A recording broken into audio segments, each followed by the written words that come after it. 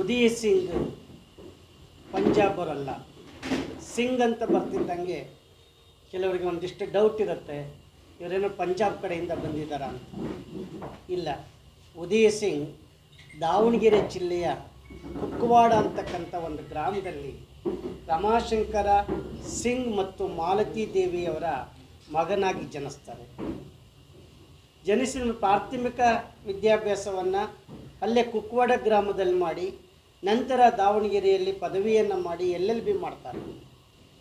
ವೃತ್ತಿಯಾಗಿ ಹೈಕೋರ್ಟಿನ ವಕೀಲರಾಗಿ ಕೆಲಸ ಮಾಡ್ತಾರೆ. ಪ್ರವೃತ್ತಿಯಾಗಿ ದಾವಣಗೆರೆಯ ವಿಶ್ವವಿದ್ಯಾಲಯದ ಸೆನೆಟ್ ಸದಸ್ಯರಾಗಿ ಅನೇಕ ಸಂಘ ಸಂಸ್ಥೆಗಳ ಸದಸ್ಯರಾಗಿ ಕೆಲಸ ಮಾಡ್ತಾರೆ. ಇನ್ನು ಪ್ರವೃತ್ತಿ ಅಂತ ಬಂದಾಗ ನಮಗೆ ಮತ್ತು ಅವರಿಗೆ ಇರ್ತಕ್ಕಂಥ ಅವಿನಾಭಾವ ಸಂಬಂಧವನ್ನು ನಾವು ಮುನ್ನೋಟವನ್ನು ಗಮನಿಸಿದಾಗ ಉದಯ್ ಸಿಂಗ್ ಈಗಾಗಲೇ ಸಾಮಾಜಿಕವಾಗಿ ತನ್ನನ್ನು ತಾನು ತೊಡಗಿಸ್ಕೊಂಡಿದ್ದಾರೆ. ಇವತ್ತು ಎಷ್ಟೋ ಪರೀಕ್ಷೆಗಳ ಅಕ್ರಮಗಳು ನಡೆದಿವೆ, ಅದರ ವಿರುದ್ಧ ಧ್ವನಿಯಾಗಿದ್ದಾರೆ.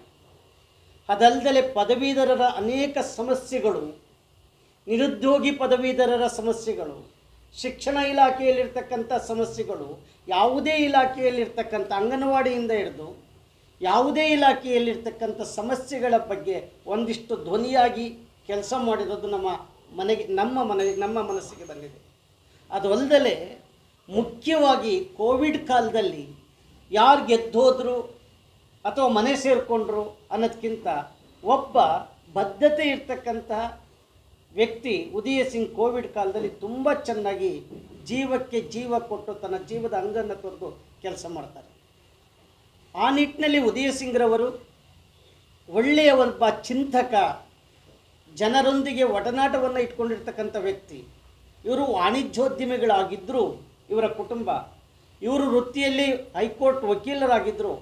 ಅನೇಕ ಅಕ್ರಮಗಳ ಬಗ್ಗೆ ಇವರೇ ಸುಮೋಟೋ ಕಾಯ್ದೆ ಮೇಲೆ ತನ್ನಷ್ಟು ತಾವೇ ಕೇಸನ್ನು ಹಾಕಿ ಗೆದ್ದು ಕೊಟ್ಟಿರುವಂಥ ಅನೇಕ ನಿದರ್ಶನಗಳಿರೋದ್ರಿಂದ ಇವರು ನಮ್ಮ ಪದವೀಧರರ ಮತ್ತು ಶಿಕ್ಷಣ ಇಲಾಖೆಯ ಯಾವುದೇ ಇಲಾಖೆಯ ಸಮಸ್ಯೆಗಳಿಗೆ ಸ್ಪಂದಿಸ್ತಾರೆ ಅಂತ ಹೇಳಿ ನಾವೆಲ್ಲ ಮನಗಂಡು, ನಿಮಗೆ ಗೊತ್ತಿದೆ ವಿಧಾನಸಭೆ ಮತ್ತು ವಿಧಾನ ಪರಿಷತ್ತರು ಅಂತಂದರೆ ಒಂದಿಷ್ಟು ಮೇಲ್ಮನವಿ ಅಂತ ಹೇಳಿ ನಾವು ಅಂದ್ಕೊಂಡಿದ್ದೀವಿ.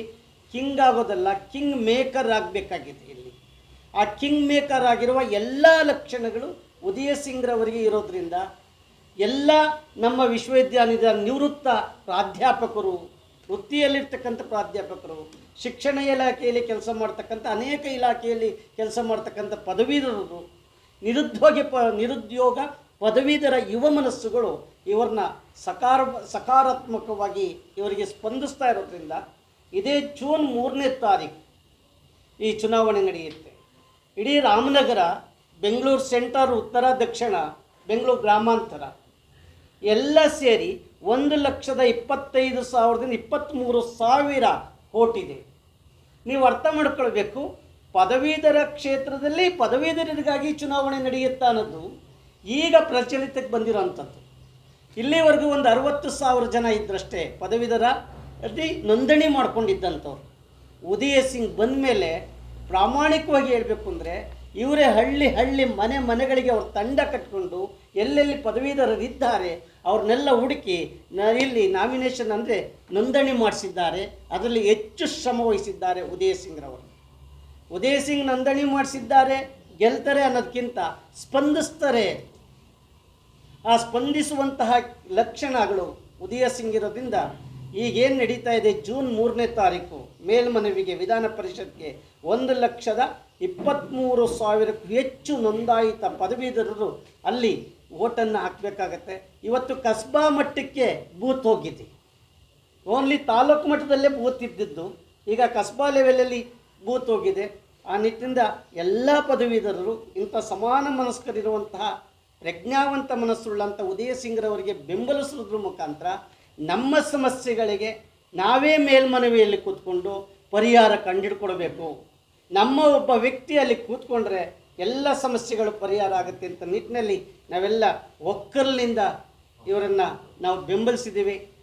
ಬನ್ನಿ ಎಲ್ಲ ಪತ್ರಿಕಾ ಮಿತ್ರರೇ, ಸಮೂಹ ಮಾಧ್ಯಮದವರೇ, ಪತ್ರಿಕಾ ಮಾಧ್ಯಮದವರೇ, ಉದಯ್ ಸಿಂಗ್ ಒಬ್ಬ ಧ್ವನಿ ಪರವಾಗಿ, ದಮನಿತರ ಧ್ವನಿ ಪರವಾಗಿ ಮುಖ್ಯವಾಗಿ ನಾನು ಹೇಳೋದು, ಉದಯ ಸಿಂಗ್ರವರಲ್ಲಿ ಕಂಡಂಥ ಲಕ್ಷಣಗಳು ಲೆಫ್ಟಿಸ್ಟು ಅಲ್ಲ, ರೈಟಿಸ್ಟು ಅಲ್ಲ, ಹ್ಯುಮನಿಸ್ಟ್ ಅಂತಕ್ಕಂಥ ಒಂದು ಮನಸ್ಸನ್ನು ಇಟ್ಕೊಂಡು ಇವರು ಕೆಲಸ ಮಾಡ್ತಾ ಇದ್ದಾರೆ. ಇವ್ರನ್ನ ಗೆಲ್ಲಿಸ್ಬೇಕಾಗಿರೋದು ನಮ್ಮೆಲ್ಲರ ಪ್ರಜ್ಞಾವಂತರ ಮನಸ್ಸಾಗಿದೆ. ಆದ್ದರಿಂದ ಅದಕ್ಕೋಸ್ಕರ ನಾವೆಲ್ಲರೂ ಸೇರಿ ಅವ್ರನ್ನ ಬೆಂಬಲಿಸಿದ್ದೀವಿ.